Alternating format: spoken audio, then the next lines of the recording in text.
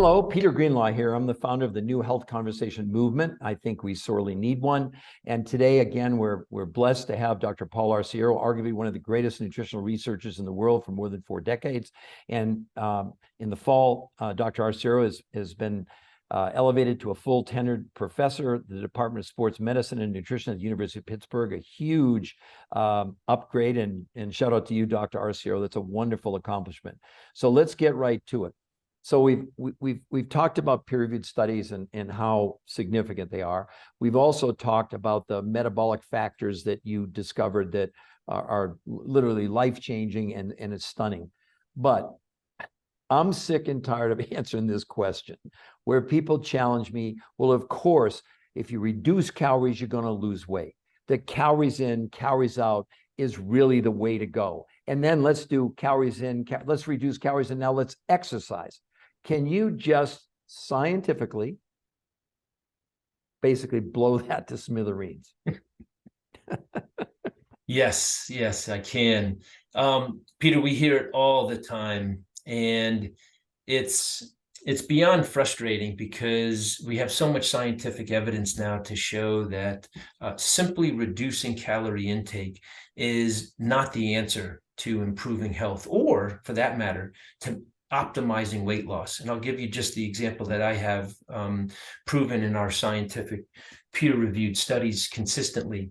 When we have people reduce calorie intake following, for example, the currently hottest and very effective, by the way, recommended nutrition plan. It's the Heart Healthy Mediterranean style weight loss plan.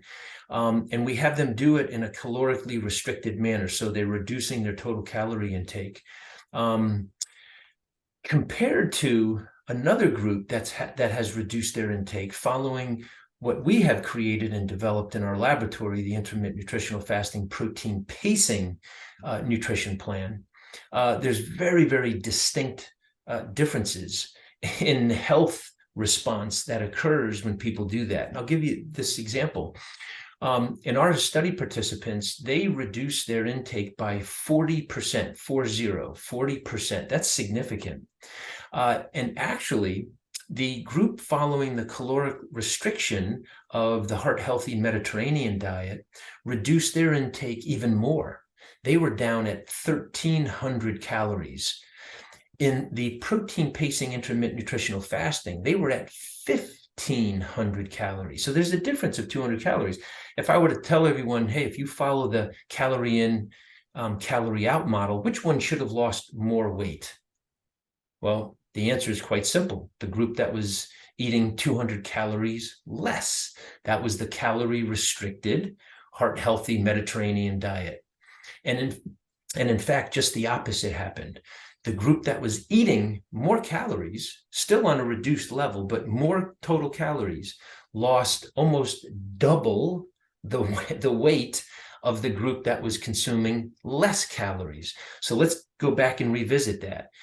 Is it safe to say that simply reducing calories, regardless of how you're doing it, is going to result in a comparable or equal, similar degree of weight loss? No, not even close.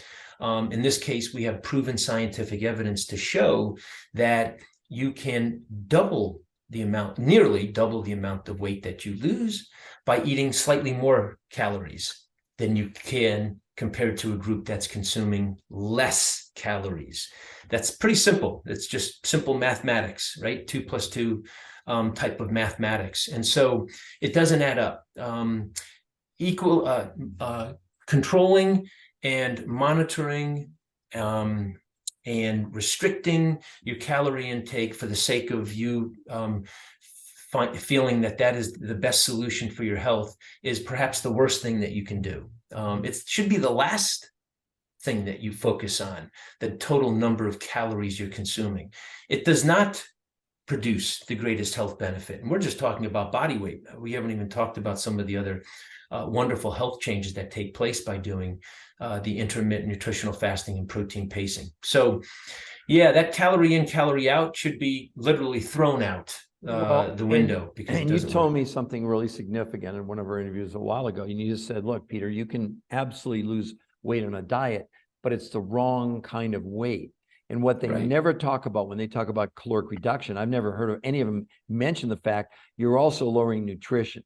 And the human body doesn't even know what a calorie is. So all these people the body's not craving calories, it's craving nutrition. And as you taught me, as you drop that nutrition below a certain level, the body seeks the nutrition because that's the only way it runs, right? And what did you tell me?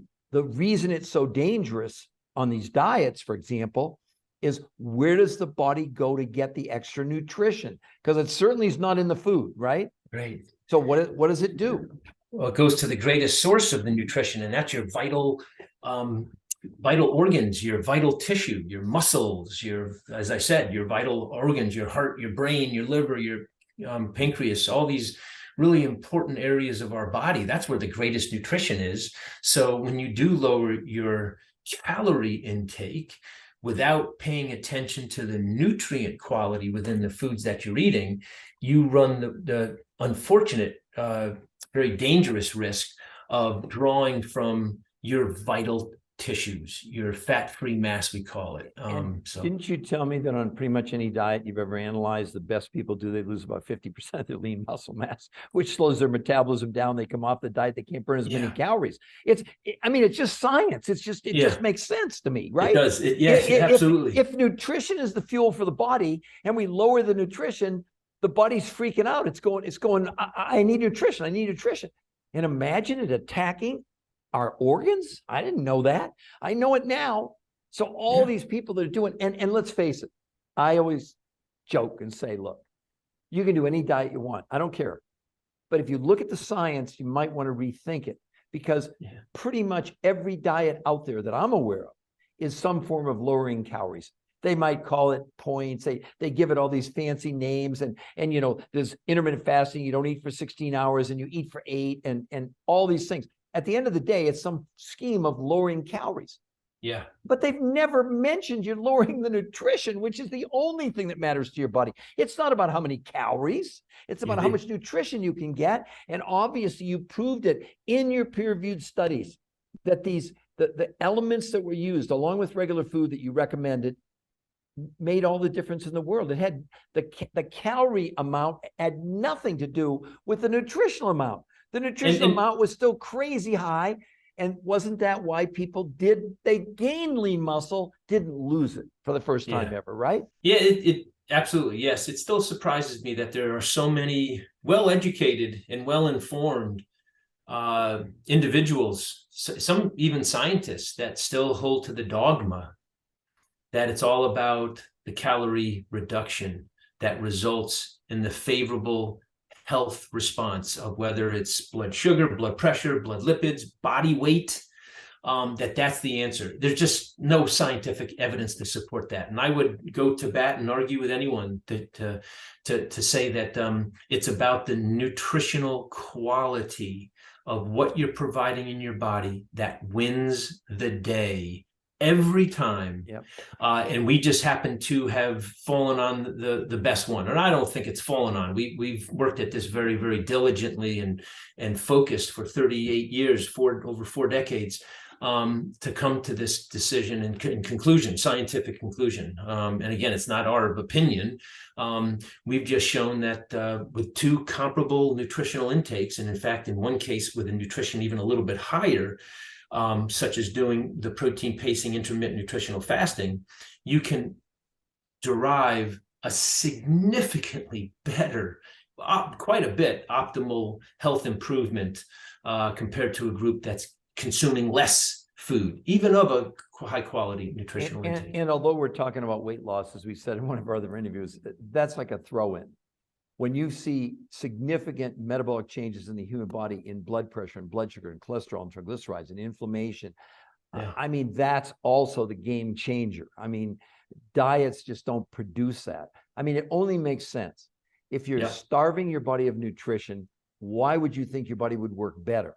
It's going to work worse. And look at what's going on with 80% of America overweight and 50% are obese. And we keep hearing that same dogma. You're right. Calories in, calories out, intermittent fasting, paleo, whatever it is. I just look at the evidence and say, if 80% of America's overweight and 50% of those people are obese, does anybody think that this is working? Do we need the new health conversation? Not because I, came up with it, but we're in a bad way right now. I mean, I've seen projections that within 15 years, they say close to 100% of America is going to be overweight. What are we going to do? I mean, diabetes, insulin, heart attacks, it's out of control. We just can't keep following the same dogma. And if we just take ourselves out of this and just hold up the science, only the science. If you want to do calories in, calories out, go for it. But, at your own peril, or ignoring the science that says it does not work, period, especially in the long run, So is that a good way to conclude this section? That's a good way. Excellent. All right. Thank you, Dr. Arciero.